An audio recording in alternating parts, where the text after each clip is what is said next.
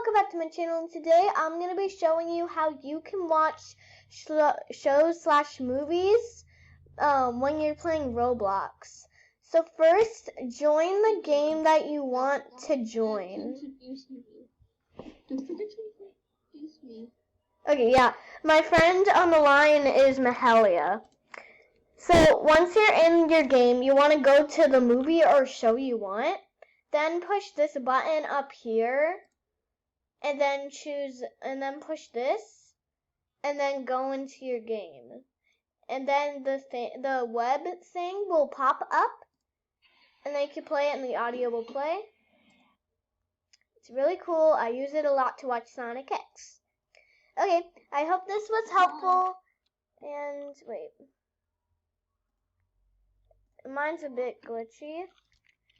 Yep, so see, it works. And then you can play it. And to end it, you just have to push this.